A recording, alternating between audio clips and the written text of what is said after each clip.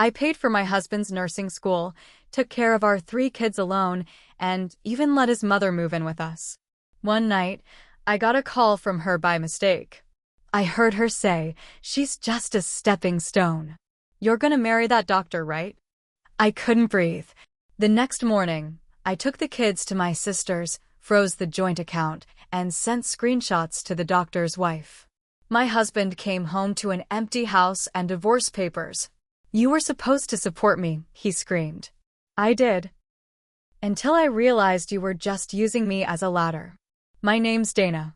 I'm 38 years old, and I live in Toledo, Ohio. I never thought I'd be the kind of woman telling this kind of story. I used to think bad things like this only happened to other people. Women who weren't careful. Women who didn't love hard enough. I thought if you gave everything you had, your money, your time, your heart, then it would come back to you. I was wrong. I met Travis when I was 23. He was a little older, 25, and back then, he was just another broke guy with big dreams. I liked that about him. He wasn't happy stocking shelves overnight at Walmart. He wanted more. He told me he wanted to become a nurse. Maybe someday even a doctor if he could swing it. I thought that kind of ambition was rare. I thought it meant he was a good man. I thought if I stood beside him, we could have a better life together. We moved in after 6 months. Got married after a year. I got pregnant with Addie not long after that. Life came at us fast. Rent, diapers, bills, groceries. We were drowning before we even got a chance to swim. Travis talked about quitting his job and going to school full-time. I should have said no. I should have said, not until we can afford it. But I didn't. I said, I'll make it work. So I picked up more shifts. Waitressing at the diner during the day, cleaning offices at night. I wore shoes with holes in them until the soles flapped. I pawned my jewelry, the little gold necklace my grandmother gave me, just to keep the lights on. Travis studied. He slept. He told me he was stressed, that he couldn't help more with the baby because he needed to focus on exams. I told myself it was temporary. I told myself it would be worth it. Then Cheryl, his mom, got kicked out of her boyfriend's house and moved in with us. She showed up with 3 garbage bags full of clothes and a box of cigarettes. At first, I tried to be nice. I knew she'd had a rough life. Divorced 3 times. Estranged from her other kids. I figured maybe she just needed a place to heal. But it didn't take long to realize Cheryl wasn't interested in healing. She was interested in sitting on my couch, smoking up my house, and telling Travis he could do better. Better than me. I caught bits of it. Little jobs. I missed so much working 2 jobs. First days of school. Soccer games. Dance recitals.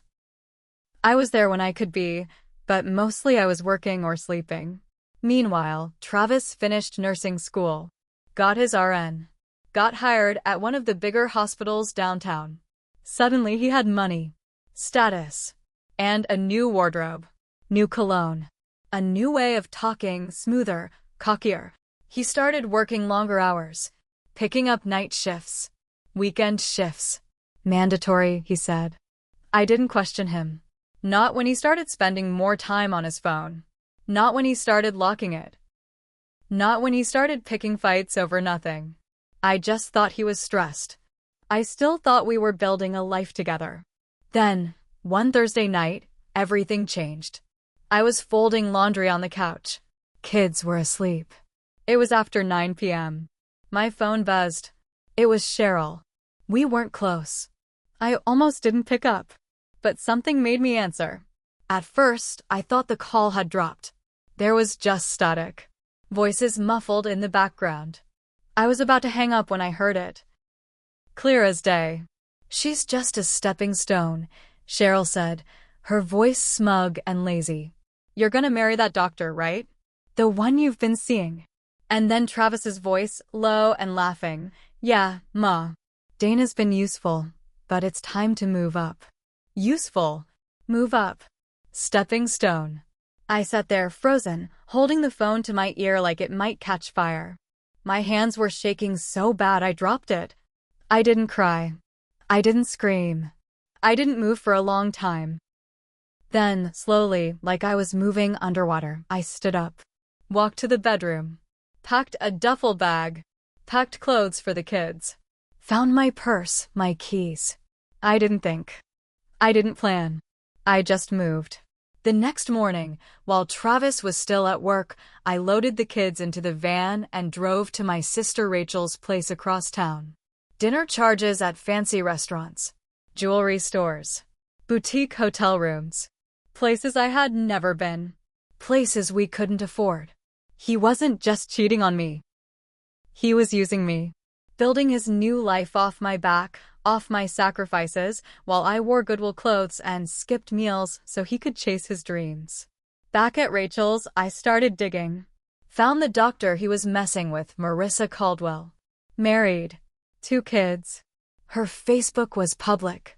I clicked through pictures of her and her husband, all smiles, playing happy family. I copied everything Travis had sent to her.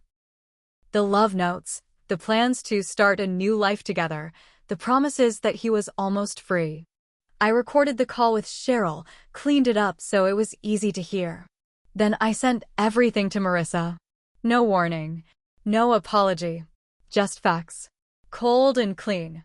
I hit send. And it was done. Next, I went home. The house was quiet. Empty feeling. Like something had already died there. I left the divorce papers on the kitchen counter.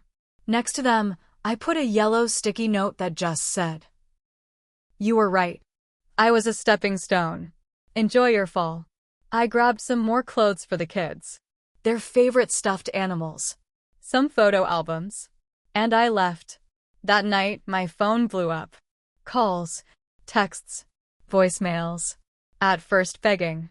Then anger. Then threats. The last voicemail he left still makes me laugh sometimes, even now. "Dana, you were supposed to support me. You were supposed to believe in me. How could you do this to me?" Support him. Believe in him. How could I? I gave him my youth. My money. My body. My dreams. And he threw me away the minute he thought he could trade up. Now he had nothing. No wife. No family. No money. No reputation. Turns out, word got around at his hospital real fast after Marissa's husband found out. And me? I was finally free. After that night, I thought it was over. But Travis wasn't the kind of man to go down quiet. He started showing up at Rachel's house. Rachel drove me to the school like a bat out of hell. When we got there, Travis was already gone. He'd left when the office lady said she was calling me. That was the moment I realized he wasn't just trying to win me back. He was trying to take my kids. I sat there in the school parking lot, shaking so bad Rachel had to drive us home. I called my lawyer. I filed emergency custody papers.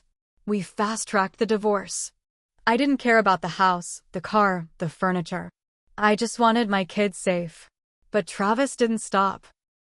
He started spreading lies about me, telling people I was mentally unstable, that I abandoned him and the kids, that I was abusing prescription pills. I wasn't. I barely even drank.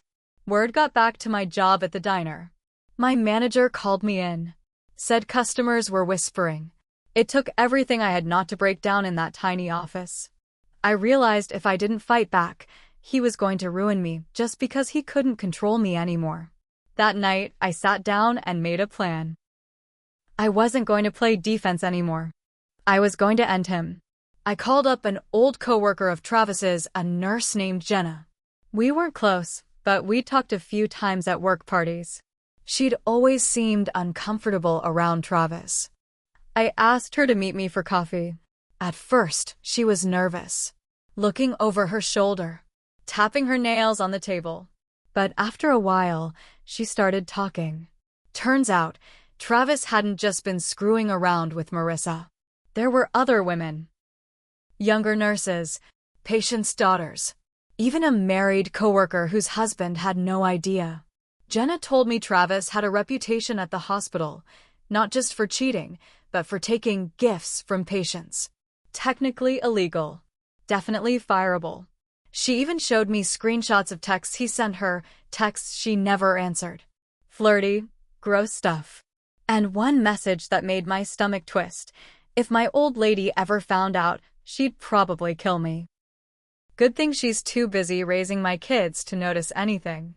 I think Jenna paid for her coffee, walked out into the cold night air, and smiled for the first time in weeks. I wasn't done yet. I hired a private investigator with the little money I had left. 3 weeks later, I had a thick folder full of photos. Travis slipping out of a cheap motel room with another woman, not Marissa. Travis using a hospital gas card to buy booze at a liquor store. Travis taking jewelry out of a patient's room and slipping it into his pocket. It was everything I needed.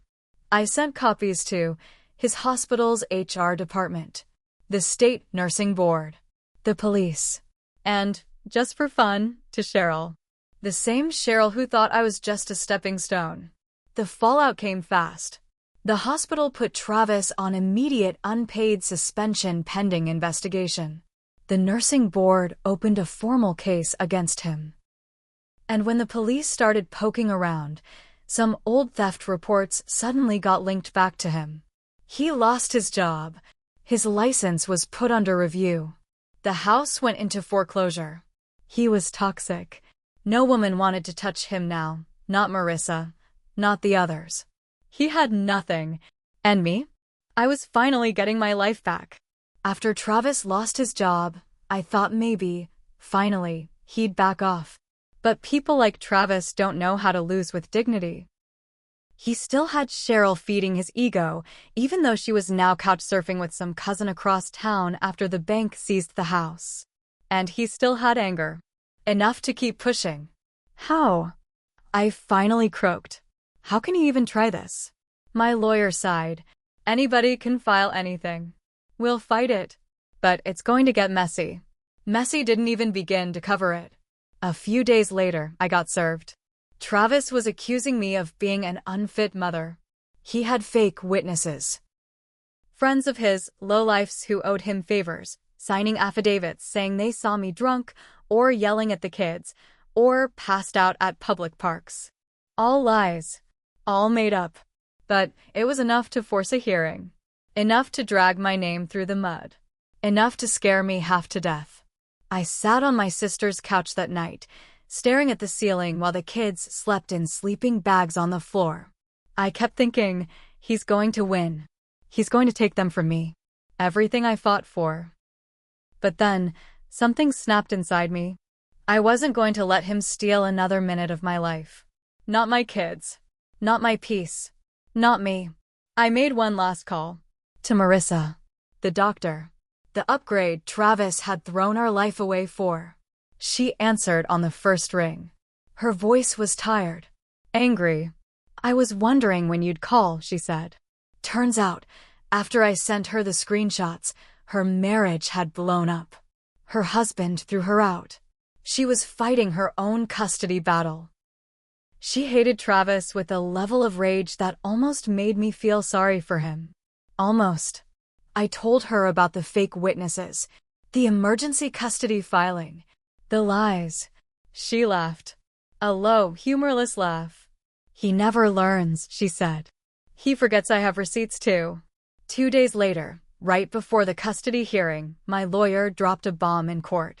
Sworn statements from Marissa outlining every lie Travis told her. Proof he had coached people to lie about me. Bank records showing Travis secretly drained one of our joint savings accounts months before I even found out about the affair. It crushed his case like a bug under a boot. The judge tore into Travis right there in the courtroom. Called him manipulative. Called him dishonest. Said he was a danger to the emotional welfare of the children. Full custody awarded to me. Supervised visits only. Travis's face when the judge read the verdict? I'll remember that look for the rest of my life. But it wasn't over yet, because karma wasn't done. Cheryl, sweet, chain-smoking, scheming Cheryl decided she was going to sue me too. For grandparent visitation rights. She wanted court-ordered weekends with my kids, the same kids she never bothered to feed or watch when she lived with us.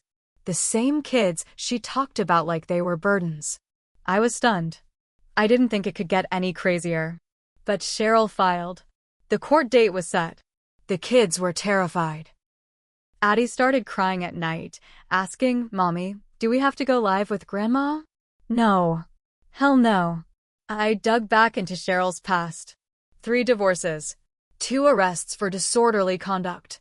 A restraining order from one of her ex-husbands. My lawyer laid it all out in court. It wasn't even a contest. Case dismissed. Cheryl left the courtroom cussing loud enough to get threatened with contempt. The last time I saw her, she was standing in the courthouse parking lot, chain-smoking in the rain, screaming into a cell phone. I didn't stop. I didn't wave. I didn't look back. And yet, even after all that, even after everything they took, everything they broke, Travis had one more trick up his sleeve. One final betrayal I didn't see coming. About a month after beating Cheryl in court, things started feeling normal again. The kids were laughing more. I picked up a few extra shifts at the diner. Rachel and Mike were talking about helping me find a small rental house. For the first time in years, it felt like we were starting over clean. Then, one Thursday night, I got a letter in the mail. No return address. No handwriting. Just typed, plain black font on cheap paper. Inside was a copy of a debt notice, addressed to Dana Reeves, my full legal name. It said I owed $47,000 for a loan I didn't take out, at a bank I didn't even use. I sat down hard at the kitchen table, my heart hammering. Underneath the loan notice was a short note. Good luck digging yourself out now. T.T. Travis. I spent the next 3 days unraveling the mess. Turns out, back when we were still married, Travis had opened multiple credit lines in my name. He forged my signature. He used my social security number. And he maxed them out. Jewelry, fancy dinners, motel rooms, clothes I never saw. All racked up while I was killing myself, working double shifts, and eating dollar store noodles so he could build our future. Now that we were divorced, the debt collectors came after me. I called my lawyer in a panic. He told me it was going to be complicated. Hard to prove fraud between spouses. The banks would assume I knew. That I agreed. That I spent the money too. Unless I could prove otherwise, I'd be stuck. Travis had set the trap long before I even knew there was a war happening. And now I was about to lose everything I had left. That night, sitting alone in Rachel's living room, I realized this wasn't just about revenge for Travis. This was about punishment. He wanted to destroy me because I stood up to him. Because I didn't stay small. Because I fought back. I looked around at my sleeping kids, curled up on the carpet. And I knew, if he wanted a war, he was going to get one. A real one. The kind he wouldn't walk away from. I called the private investigator again. I told him, find me everything. I want dirt so deep it drowns him. And he did. Over the next 6 weeks, my investigator pulled every thread Travis had tried to hide. Fraudulent loan documents, fake pay stubs, unreported cash income from side jobs that he never paid taxes on. Evidence he had stolen prescription drugs from the hospital pharmacy during his nursing shifts, everything. Enough to bury him under a mountain of legal trouble. But I wasn't reckless. I built the case brick by brick. Document by document. Witness by witness. I made sure when I dropped the hammer, it would crush him completely. And I wasn't doing it just for me anymore. I was doing it for Addie. For Eli. For Nora. So they'd never have to look over their shoulders. Never have to wonder if the man who abandoned them was going to drag them down too. The final move was coming. One he wouldn't see coming until it was way too late. The day I finally brought Travis down didn't look like a movie scene. No flashing lights. No courtroom gasps. It happened in a cold, ugly government building with peeling paint and a broken vending machine in the hallway. It happened with paperwork. Lots and lots of paperwork. First, I filed fraud charges against him. The police opened a formal investigation into the identity theft and loan fraud. Then I contacted the IRS. Turns out, when you steal money and don't pay taxes on it, they get very interested. Very fast. By the time Travis got the notices, the subpoenas, the charges, the audit letters, it was too late for him to hide. He tried, though. Tried to cry broke. Tried to say he was the victim. Tried to blame me. But the evidence was too solid. His own texts. His own emails. His own sloppy lies. He was charged with financial fraud, tax evasion, and theft. The nursing board stripped his license permanently. No appeal. No second chances. He was sentenced to 18 months in prison. Real time. Behind bars. No cushy rehab center. No community service. Real prison. For the first time in his life, Travis had to face something he couldn't charm or lie his way out of. As for Cheryl, she crawled back to whatever hole she came from.